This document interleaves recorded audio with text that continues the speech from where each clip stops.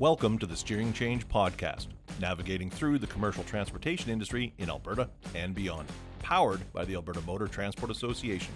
Here's your host, Kelsey Hipkin. Greetings, friends, and welcome to today's episode. As a commercial transportation association, we often get a lot of calls with questions about anything to do with commercial transportation in Alberta and even beyond. We do a lot of outreach for what industry wants to know most. A lot of that falls on our member services team, one of which is joining us today. I'm going to get to him in a second. We do always encourage folks to reach out, so be sure to check out our show notes. We will have some information there for contacting various people for what you might need. And to that end, I would like to introduce today's guest. We have Industry Advisor, Safety and Compliance with AMTA and author of AMTA's ProTech and Proactive, Understanding and Leveraging the World of Safety Technology to Move Beyond Compliance-Focused Safety Management. It's a mouthful, but it is also chock full of awesome information, and we'll have access to that in the show notes for you as well. Before I introduce Dave, I wanted to let everyone know we did reach out to folks via our social media channels, and we also gathered a bunch of FAQs that we often get from members who give us a shout or contact us via email. We're calling this Ask the SME. For those who don't know, SME is subject matter expert, and the person to my left here is who we call AMTA's human ChatGPT. So I am pleased to welcome Dave Elniski. Dave, thanks for joining us once again. No worries. Yeah, I think the next book title, maybe I'll shorten that up a little bit. It should be a one-breath title. Maybe a smidge. We made it work.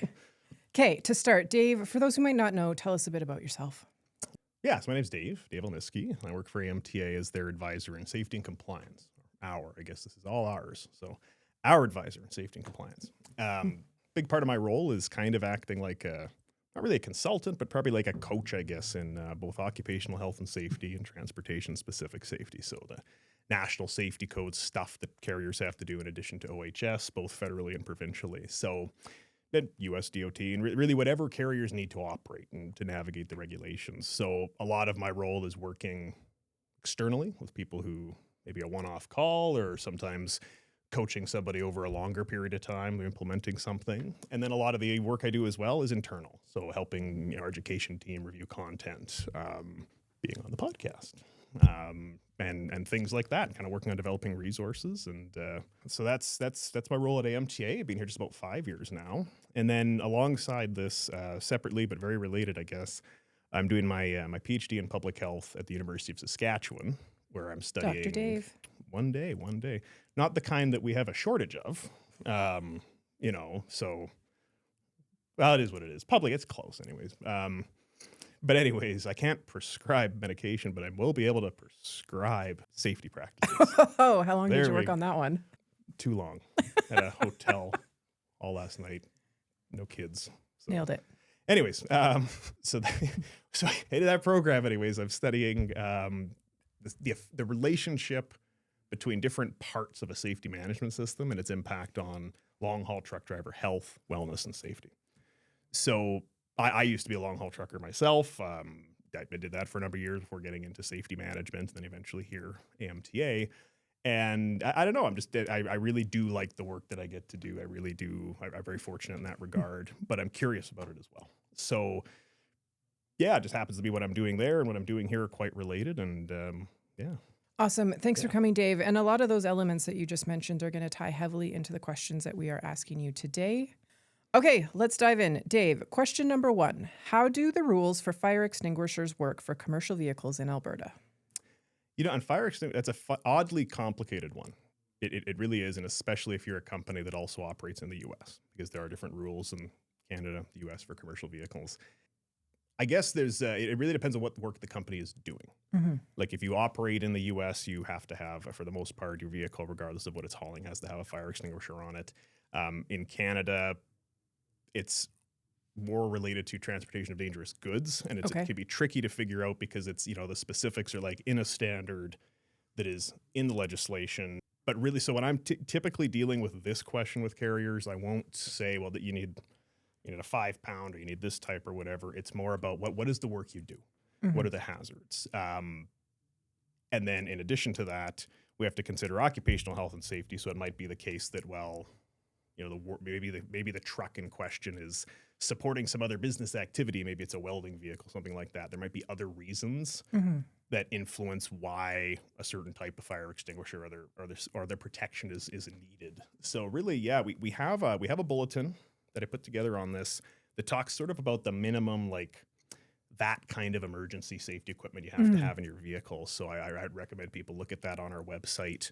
And if there, any questions about it, reach out, because that one, for whatever reason, it's not as simple as like, oh, you got a vehicle, it's a commercial truck over 4,500 kilograms, you need this. It's, it's a weird one. So. Okay, great. And for our listeners, Dave did mention our bulletins. We do have an extensive resource tab on our website. We'll have Robin put that in the show notes for you guys as well. Dave, next question. And I have no idea about the answer for this one. Coveralls versus overalls. How can I best identify the right PPE for drivers? Well, couple of different things to consider there. So I guess, first of all, coveralls versus overalls. For generally, anyways, coveralls would be your ankles to wrists up to your neck, whereas overalls might be more like what sometimes bibs or like what you, so you don't have sleeves. Over the shoulder and your legs just are over covered. the shoulder. Yeah. Sometimes, depending on what the company does, they'll have very specific requirements. For example, let's say you haul a certain type of product and you have to go onto a site and the customer says you must have, flame resistant coveralls. Well, then you have to have that to work for them. Yeah. So I always will ask carriers to say, well, your customer sites, your requirement, like the work you do might be why you have to do something. And the answer might not always be in the regulations. So beyond that, it depends on, whether you're provincially regulated, federally regulated. There are, in our occupational health and safety rules in Canada, whether you're federal or provincial in Alberta, some things that are prescribed.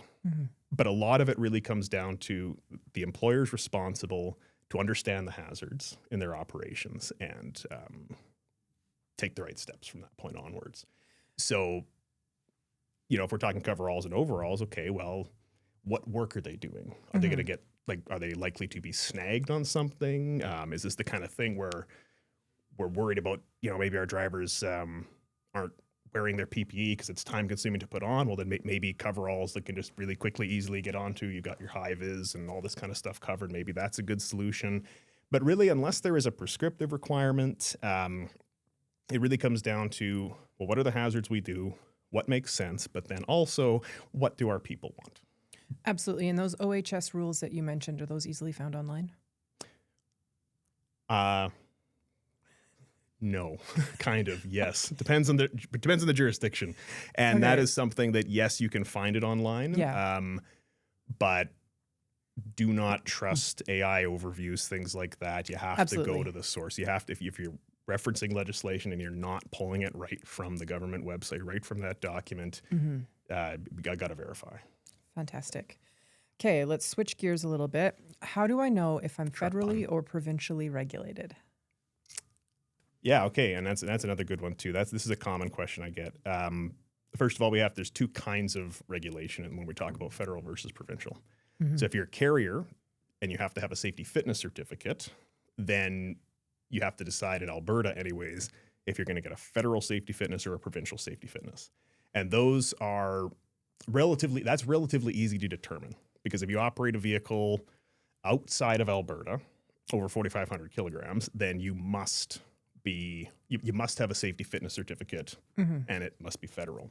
But in Alberta, the weight threshold is higher. It's up to 11,794 kilograms and higher, is the point at which your freight carrying vehicles have to then, the company has to have a safety fitness certificate to operate.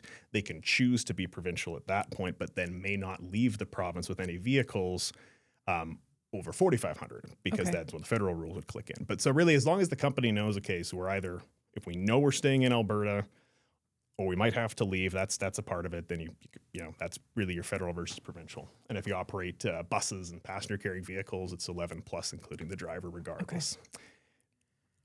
Now that is only talking about transportation. That's your national safety code. There's also OHS to consider in labor. So whether you're provincially or federally regulated as a company, your occupational health and safety and your employment and labor regulations are going to be the same, in the sense that if you are federal, you're going to follow federal for both, and if you're provincial, follow provincial for both. But this is not as black and white. Like with the safety fitness, it is. Yeah, you know the weights of your vehicle and where you're going. You know if you're provincial or you know if you're federal. With occupational health and safety and labor, though, it depends on what the business does. Okay. So trucking interprovincially and hauling passengers and freight interprovincially is a federal thing. But it's not necessarily the case that if your company does a little bit of that work, that all of your organization is going to be federally regulated. So again, this is another one where I just want to talk to the company specifically, try and work with them on that. And where you can go for support, you can contact the Canada Labour Program, and they can help you make a determination. But it's important to clarify that really, I mean, you can even go get a legal opinion on it, but at the end of the day, the only true authority on this matter would be, a judge making the determination. Because the ways our laws work here with trucking, and I guess they weren't really thinking about, trucking back in, the 1800s when they were, drafting a lot of this kind of stuff. So it was, it is just a complex area. And there's, so again, that's one where I like to work with the company directly. But if you're a long haul trucking company and that's really what you do as your primary means of business, your trucks are going all over Canada, maybe all over the US, and all the operations that you have within Alberta are supporting that. You've got an office and a shop and stuff. Probably that's all federally regulated, both from a safety fitness certificate perspective and then also for OHS and labor. Okay, thank you. Okay, now one that I know is a bit near and dear to your heart. What is psychological health and safety, and what do companies have to do about it? Yeah, so psychological health and safety, it's you might have heard of psychological safety and the do I feel safe at work to speak my mind and share my opinion and have that received well.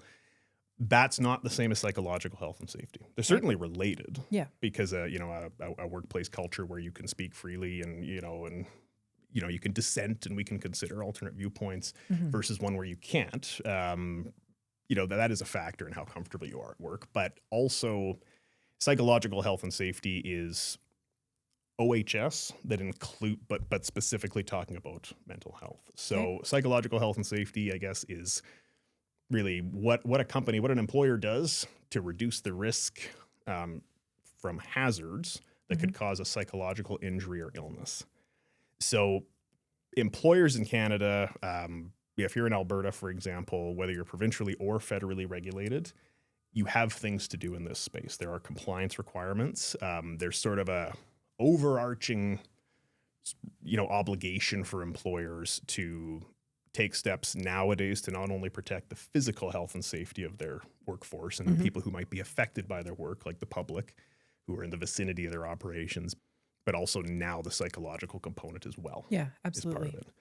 So that's, and we have a resource on that as well too. We've got, so this space we can help there as well too. This is a relatively recent development. I mean, it's been around for a while, but still a lot of companies are trying to figure it out. So, but in a nutshell, that's what it is. It's like, instead of, we're worried about a person's physical health and safety, also now we're worried about their mental health. Additional layer. Yeah. Absolutely. And taking steps to improve it. Yeah. So, Dave, what is a safety fitness certificate and how do I know if I need one? Alrighty. Well, a safety fitness certificate is, it's like a company's version of a driver's license. Okay. You can't operate a commercial vehicle as a company over these certain thresholds until you have a safety fitness certificate. So in Canada, it's over 4,500 kilograms, a commercial vehicle that's hauling freight, or a passenger vehicle with a seating capacity of 11 people or more that includes the driver that operates interprovincially, must have a safety fitness certificate, a federal one. In some provinces like Alberta, they make separate rules where if you stay within the province, then you don't, you're not necessarily under federal jurisdiction. So then you can, the province can make different rules for its own industry. Yeah. So in Alberta, you can choose to get a provincial safety fitness certificate. You have to keep your vehicles over 4,500 kilograms and 11 plus folks in the province. Because if you leave, then the federal rules would click in. So that 4,500 to the higher threshold does confuse people sometimes. But if you're staying within the province and your vehicles with a gross vehicle weight of over 11,793 kilograms are the ones that if you operate one or more of those types of vehicles, then you have to have a safety fitness certificate to be able to do it. So, that's really kind of what just allows the company, it is the base level of operating authority you need. It's not the only thing a company needs. There's a lot of other things to still operate as a carrier, but that's what a safety fitness certificate is. Does it mean anything different if you're an owner-operator versus a carrier? Well, it kind of depends on what we mean by owner-operator, because I mean that in the industry, that term gets used kind of inconsistently. Like it might be used to describe a driver who owns their truck, but it's contracted to one company, and that company has a safety fitness certificate and gets the registration on the truck and everything. So so that would be in that case the owner-operator in that case. They don't have to do that, but they are basically considered a company driver as far as like Alberta Transportation would be concerned. The regulator would be concerned. But if an owner-operator operates their own vehicle themselves, independent of another company, and it meets these thresholds, then they'd have to have their own safety fitness, and that would be a true like one person, one vehicle trucking company. Okay, great. What is a carrier profile, and do I need it? Well, on the carrier profile, whether or not you need one, you just get one if you have a safety fitness certificate. And like how the safety fitness certificate is like a company's driver's license, the carrier profile is like that company's driver's abstract. Okay. So any organization that gets a safety fitness certificate, the province to which that where they got their safety fitness certificate will automatically generate for them an carrier profile. Okay. And that is something they can access online. In Alberta, there's no charge. You can access it whenever you want to. And it lists information related to safety performance, but on-road safety performance. So inspections from law enforcement of vehicles, tickets, impaired charges, collisions, these things are all tracked on the carrier profile. And then they are, I can get into more details on it, but basically it just kind of summarizes the on-road safety performance of a carrier. So it's useful to the company because it's another tool that the government's provided, and it's also useful to the government because they can sort of triage carriers based on who they deem to be the riskiest, and it's useful for shippers and organizations as well that are trying to choose a carrier with which they want to partner, because if they request parts of the carrier profile, then get a little bit of an insight into how that company's performing. Okay, great. Now, we have touched on one of these a bit, but we'll ask it anyways. What do NSC and OHS mean? So NSC, that stands for National Safety Code, and OHS stands for Occupational Health and Safety. NSC, it's like an industry colloquialism. We just use this to say, we generally use that to refer to the rules that apply to carriers, trucking and busing companies. So, if you operate a fleet of vehicles that meets these weight or passenger thresholds when the NSC rules kick in, then we call them NSC vehicles. So that's kind of how we use the term. Now, NSC officially refers to a set of 16 standards that the Canadian Council of Motor Transport Administrators basically develops, publishes, maintains. And the federal government then makes it a requirement that each province use those standards either by adopting them or drafting their legislation in alignment with them to regulate their carriers. So that's what it is officially, but we kind of use that term to mean all the safety rules and even like non-safety, like vehicle registration type rules that are related to carriers specifically. OHS, on the other hand, occupational health and safety, not just carriers have OHS responsibilities, pretty much all companies do. And again, there's federal and provincial regulations that, depending on what the company does. OHS, though, carriers have to do OHS as well. And they also have NSC, similar to how if they do other types of work as well, like maybe they also transport dangerous goods, like a tanker company, well, then they also have the TDG, the Transportation of Dangerous Goods regulations to manage. So that's kind of there. So it's all safety related, but OHS is for everybody. And NSC is then if you're also a carrier. Great. Thanks, Dave. What is the difference between hours of service and fatigue management? So hours of service just refers to the sort of the minimums and the maximums for, how much a professional driver can work in a certain amount of time and how much time they must have at a minimum off duty before they can work again. And there's different rules if you're federal or provincial, but they basically, hours of service is like, that is the government's safety net, basically. Yeah.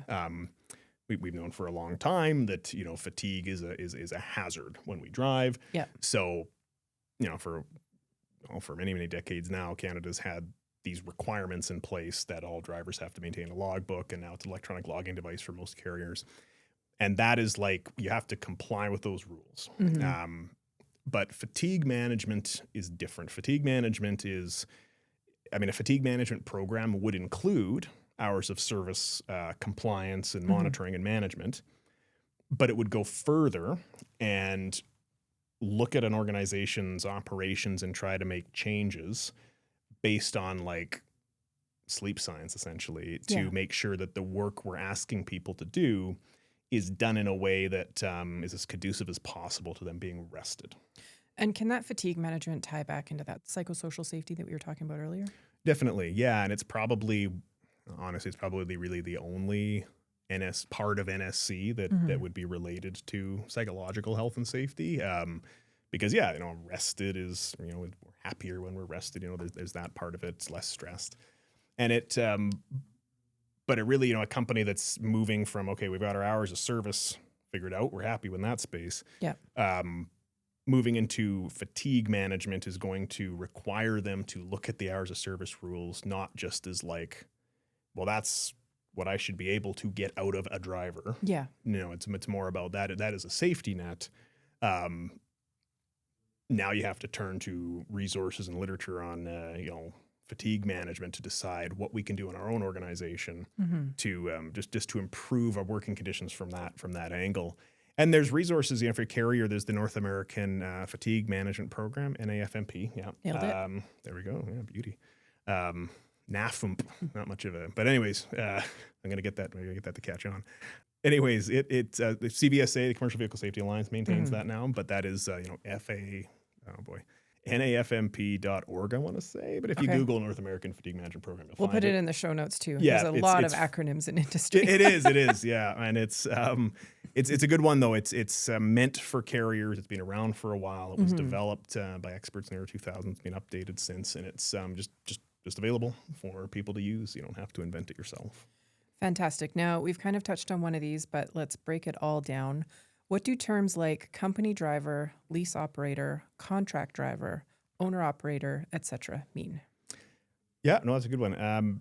So basically, they just all of those terms, I guess, are referring to different labor or employment agreements between a carrier and a driver. So, when I say employee, I'm meaning somebody who works for an organization, gets a T4 from them, every tax year.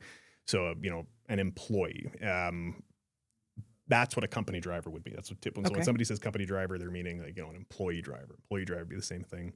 But lease operator, an owner operator, contract driver, those are all terms to describe a driver that's working for the company as a contractor.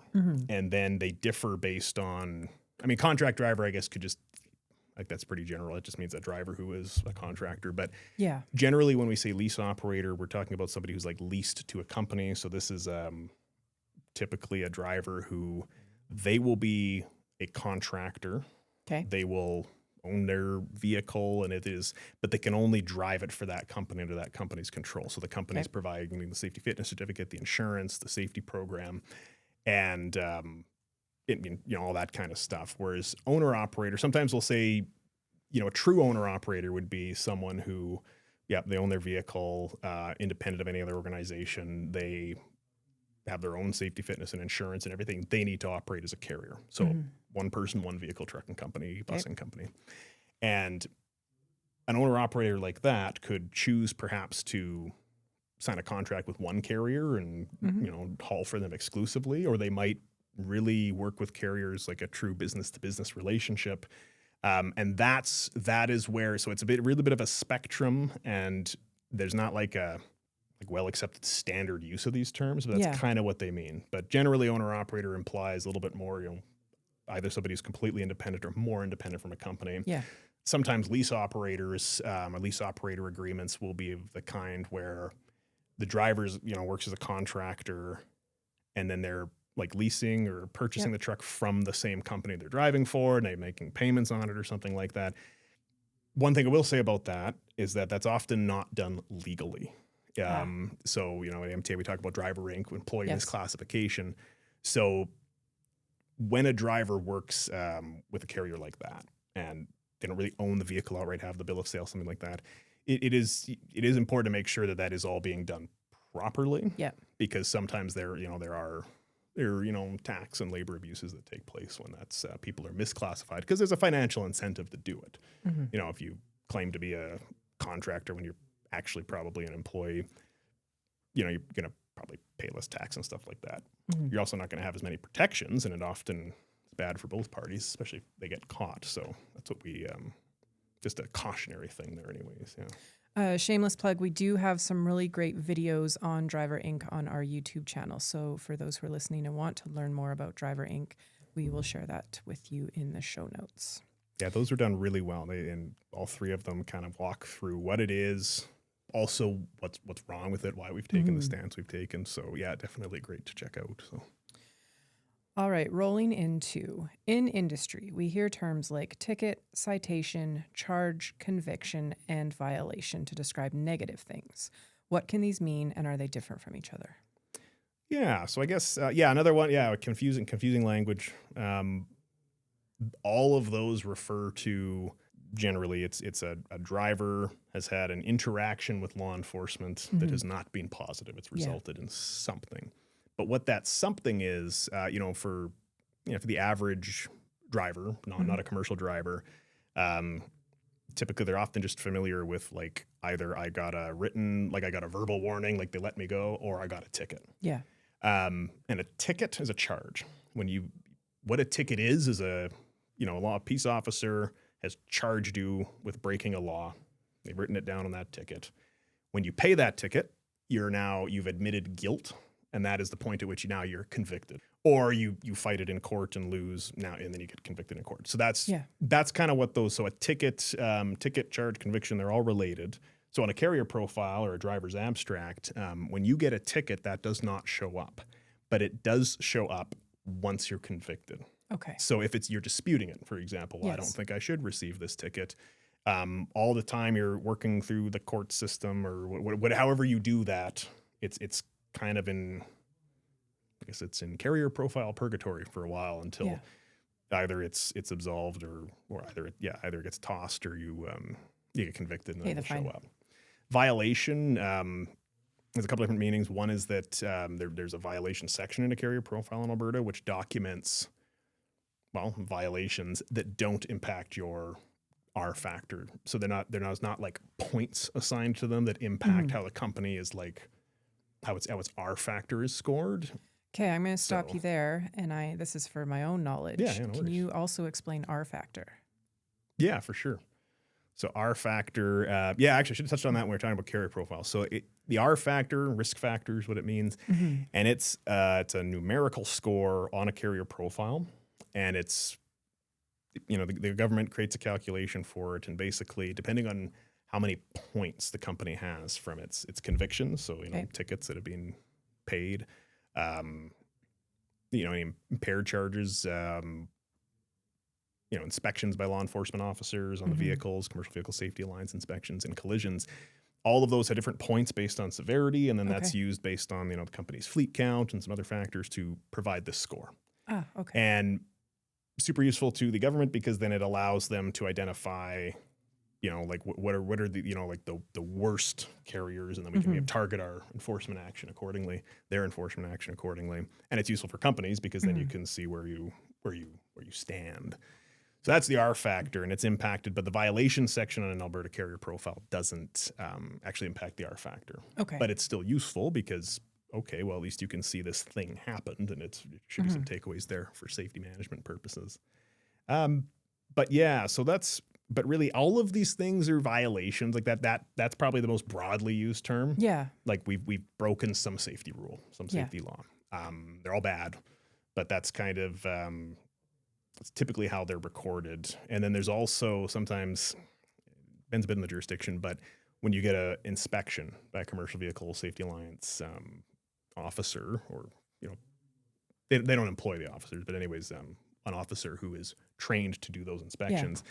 They have their own inspection documentation that results that, so it impacts the carrier profile, but it's like, and it goes in a commercial abstract, but it doesn't go in a personal abstract. So those often we call those, like often those are just referred to as, you got a CVSA violation. Yeah. Well, typically, so when someone's saying that, they mean they had an inspection, the officer found something wrong with the vehicle or the driver's, documents or something, and put it on paper, and now the company. So does that cover all of those ones? I think so. Yeah. I feel informed. Okay, this one might be a bit broad, but what do I need in my safety program? Yeah, that is broad. A lot. But again, and it depends on what the company does. And Yeah. I mean, I could pretty much leave it at that. But I guess, well, the first thing, I mean, OHS, Occupational Health and Safety.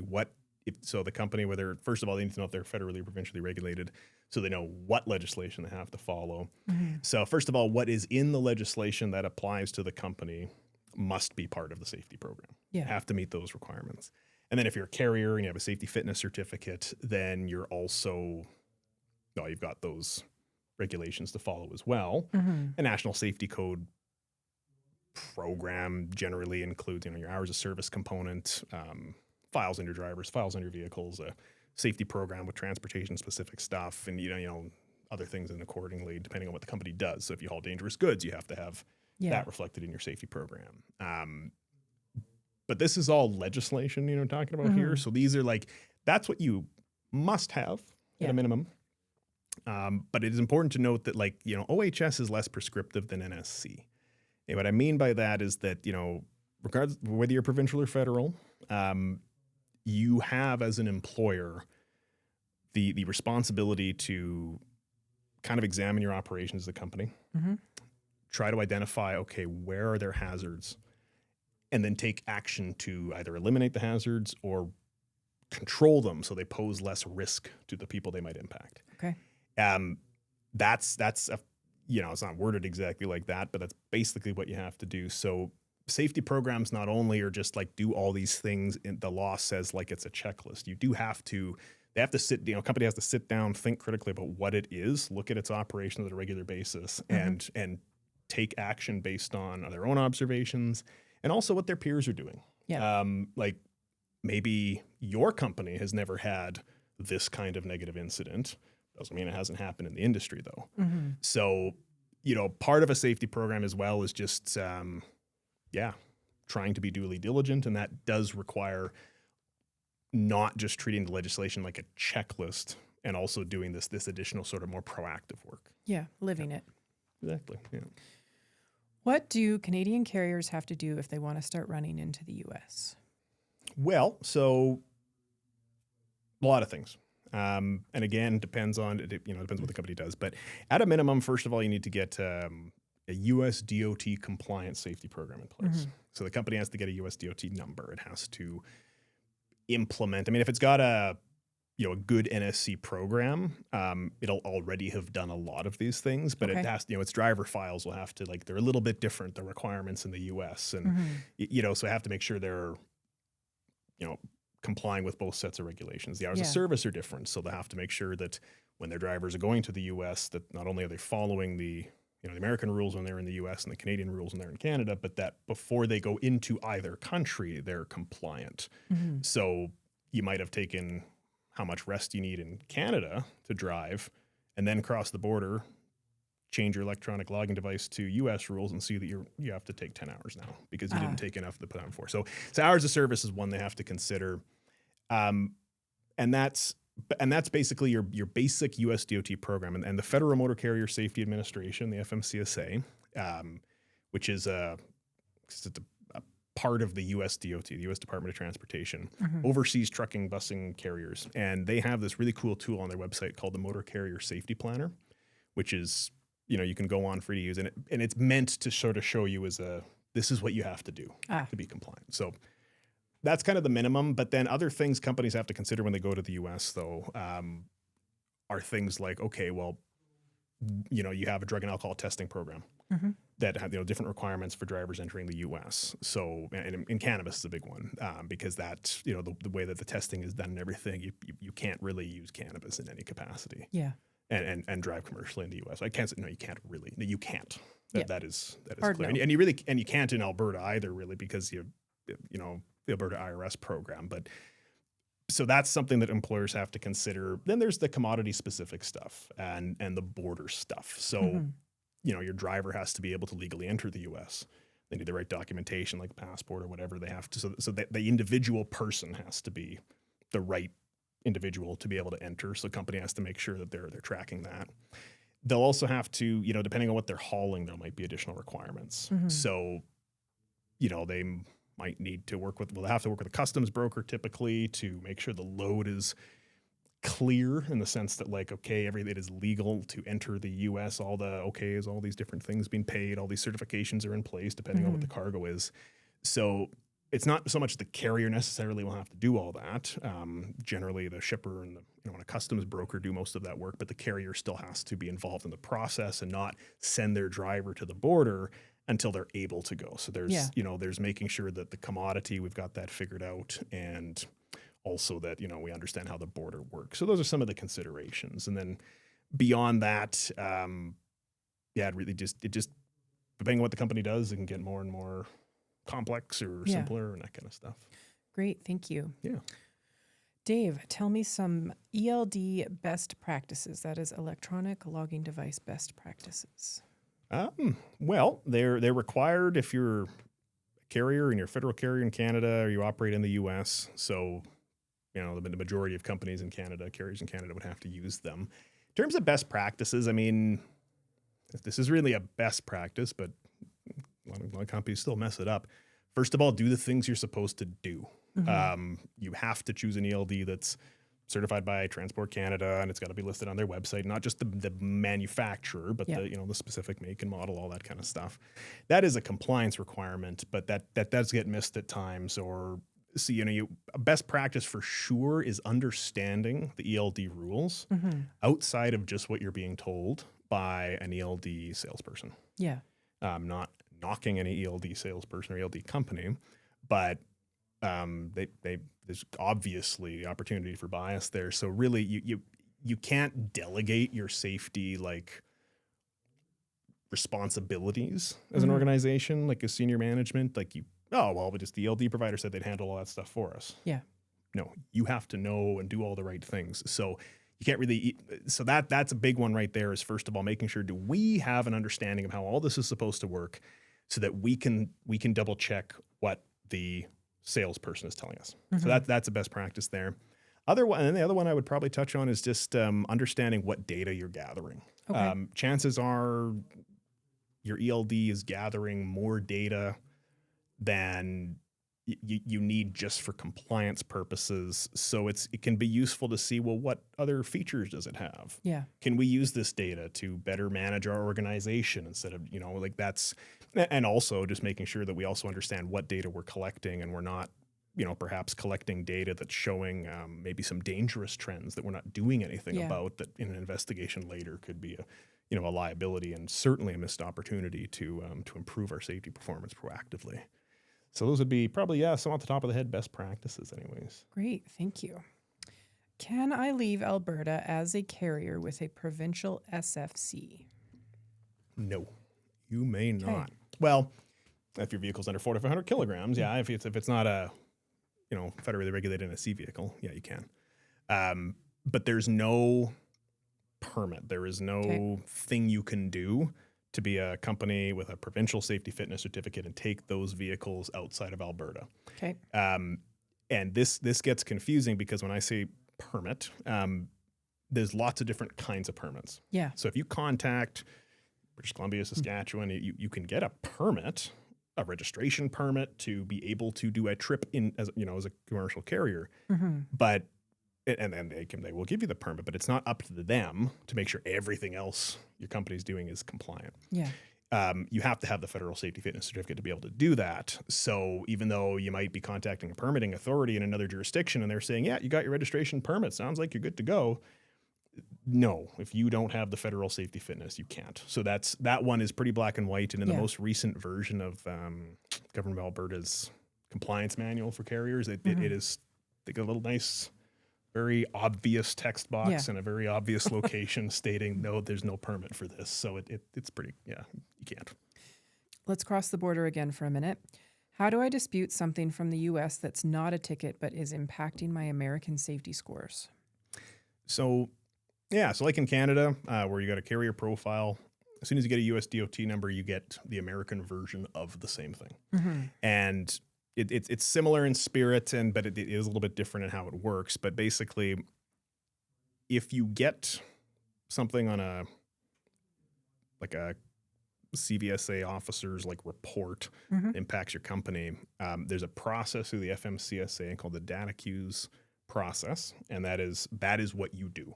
You go online, and there's a system they have where you basically you appeal it. Okay. And you say, well, this is what happened, and this is in it. And basically, you're working with the regulator there to make your case, and then they will consider it and yes or no. And I've done that. I've disputed tickets in court, on behalf of drivers. On behalf of companies, disputed other types of violations in Canada. I've done the data queues process in the US a lot too, and I don't know. I've found it to be a pretty good process, fair generally speaking. In the as far as in the experience I've had with it, got some, won some, lost some, but there is a process, and you just do it through one place. Okay, great. Now let's move to the trucks themselves a little bit. Do drivers actually have to check their brake adjustments? Yeah, you do. And this is one where it's pretty, I don't know, it was a long haul. When I was a trucker myself, it was pretty rare that I would ever see anybody under their vehicle doing an inspection at that level of detail.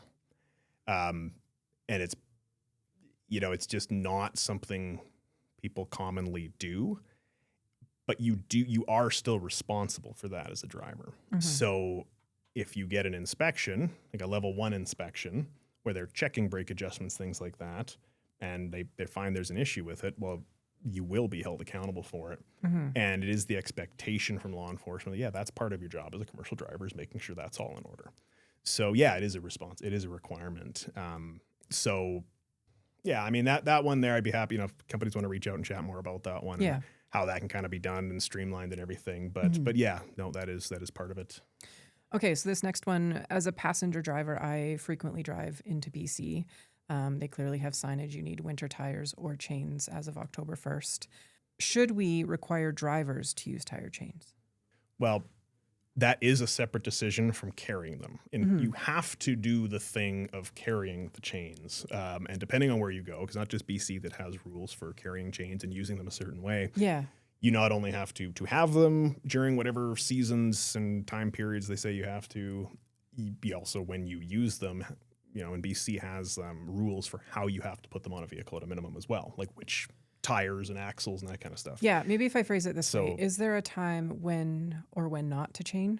Definitely. And that's where it's so yes, you have this requirement to carry them and use them a certain way if you use them, but I would never recommend a carrier just make that a blanket policy that we require our drivers to chain up. I mean, if you have to, there's some places where, you pretty much will have to if you're doing off-road work, if you run the Salmo Creston Hill, the Kootenai Pass in BC. I mean, regularly. I mean, you're going to have to chain to be able to do some types of work in the industry. But for the most part, I'm speaking both as somebody, as just my personal experience as a trucker, and then also, as a safety professional now. Generally speaking, it's good to avoid it because first of all, there's often not a lot of time savings. You're going to be driving. It's going to take time to put them on, take time to put them off. Obviously, road conditions are going to be bad anyways. You're not going to be going fast with chains on. Yeah. Someone might have an issue and then get, the road closed. So, a lot of the time it's if I'm looking at my logbook and I was a driver, I might have even 3 hours left, but it's not worth chaining up because I'm not going to get very far down the road. And if I just stop now, maybe the plows will get to it overnight and maybe I won't have to. Or if I do have to, I'm now doing it rested and I can, approach it with more confidence. Also, it's a dangerous activity. It's often done roadside or in a busy truck pullout or something like that. So it's an additional risky thing to have to do. And also, tire chains are heavy. Like I said, it triples easily over 100 pounds. I mean, it's a lot of work to put the things on. Yeah. And, so to just make drivers do it, If you have to, then that needs to be kind of factored into, what it means to be a driver at that company. But no, I generally don't recommend it because it's just introduces a lot of additional hazards, opportunities for injury, and often it's going to cost a lot of money. You're going to wreck the chains, wreck the tires. It's often not worth it. So it's better to plan trips and watch the weather and do what we can to avoid those kinds of things in the first place. Great. Thank you. Okay. So this is our last question. However, if any of our listeners do have any other questions in regards to anything that we've covered today, again, that contact information will be in the show notes. So Dave, final question. What does a carrier need to do for training drivers? Another broad one, but if you could break down some Cole's notes on that one. Yeah, I get this question a fair bit, and I'm gonna guess that what's being asked there is like, what do I have to do? I'm a trucking company. I'm hiring a driver. What do I need to do? There is a requirement when you hire a driver. There's under the NSC rules, just to use the broad term there, you have to train your employees and your drivers in all applicable safety rules. And it really is quite that broad. And so what that typically means and how this is generally interpreted is cargo securement training, hours of service, inspecting vehicles, rules of the road, weights and dimensions, these kinds of NSC topics. And you have to provide this training upon hiring, and this should be provided before people are actually doing the work.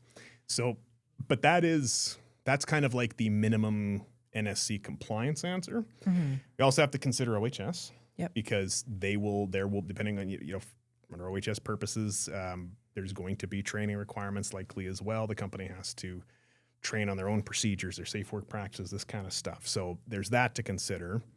So during orientation and onboarding, there's this kind of compliance-based and initial training.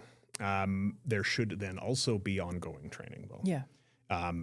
It's unfortunately, the companies kind of just treat this like a checkbox, but it's like, the purpose of this training is to make people aware of what the rules are and how to comply with them and how to stay safe. So, it might be the case that like, okay, well, if maybe you do like, maybe the company does van work, like, enclosed trailers mostly. But they use like an online an online cargo securement course that pretty much just uses like a flatbed truck as the model the whole time. Okay, so you could take that training and get the certificate and probably not have any issues in an audit, depending on how deeply the auditor looks. But that's not really doing much. It's the wrong vehicle. It's the wrong application. And at the end of the day, the company is responsible for knowing its operations, knowing what hazards exist, and knowing what its people have to do to stay safe. So, so you have to train, first of all, to the equipment you're using and the conditions you're using. So maybe you can do some online training to, simplify a lot of things. Get the theory, get the foundational stuff, get the knowledge, but this needs to generally be supplemented with like some in-yard training, some hands-on, and then monitoring, and then like ongoing and recurring training to reinforce key things, seasonal things like, winter's coming, so let's reinforce some of those things. So there's a lot more to it based on the company's operations than just the minimums, but I think that's probably how I'd answer that one. Fantastic. Okay, I am going to segue into winding down. So, Dave, is there anything else you would like to add? What is the best way people can contact you should they have questions beyond what we've covered today? Well, in terms of contacting me, my AMTA email, feel free to reach out. There is a lot of, I wish sometimes these questions I could just say, this is the answer. Yes. And sometimes that is the case. Exactly, but some go much deeper. It really does, and I think it's not me trying to be non-committal. It's not me trying to avoid, the personal risk of like saying something incorrect. It's just like safety management is a dynamic, complicated thing. It's not. We have rules to prescribe these minimums based on historical experiences and the public and governments noting that like, oh, wow, yeah, like people are crashing their trucks because they're tired. You should probably have rules about that. Ever evolving. Yeah, but these are minimum reactive kinds of things, to really manage safety properly. It is a more complicated thing. So it's fine to be confused. Just means that whatever that feeling of confusion is, that should be an indicator to, it's time to go reach out and find some help. Yeah, taking a little. And we're one of those sources. Fantastic. Dave, as always, really appreciate you being here today. I am going to wrap up with some AMTA news, my friends. A quick safety note to start. Next Friday is October 31st, Halloween. If driving passenger-wise in neighborhoods, what say you? Please be sure to keep an eye out for all the ghosts and ghouls that might be roaming the streets looking for treats. I would also like to shout out everyone who was able to attend the return of AMTA's Drawdown Dinner. We had a lot of fun at the River Cree, and it was great to see you all. Speaking of events, AMTA's 88th annual conference takes place April 22nd and 23rd, 2026 at the Grey Eagle Event Center in Calgary. Registration and sponsorship opens in early November. And in tandem with conference registration, please do keep an eye out for the opening of AMTA's award nominations. We all know someone who goes above and beyond in the fields of safety, was a trailblazer of industry, a supplier who might have turned your business around, a friend to industry, or even an AMTA staff member who goes above and beyond. Those folks deserve to be recognized, and this is your opportunity to do so. Award winner prizes include tickets for 2 to our awards celebration, a night at the Grey Eagle, and a cash prize. Start thinking about who you could nominate today. Do you have any questions or comments about the Steering Change episodes, particularly today's? Please do reach out on our Instagram at AMTA_CA or LinkedIn and Facebook at Alberta Motor Transport Association. Stay safe and see you next time. Thank you for listening to this episode of AMTA's Steering Change podcast. The views expressed by guests of the Steering Change podcast are their own and may not reflect the views of AMTA, its hosts, or sponsors. Did you have a question that you would like answered on an upcoming episode of the Steering Change podcast? We want to hear from you. To submit a question to the Steering Change mailbag, hit up our DMs on LinkedIn, Facebook, or Instagram with the hashtag Steering Change, and your question will be answered either live on the podcast or by one of our SMEs here at AMTA.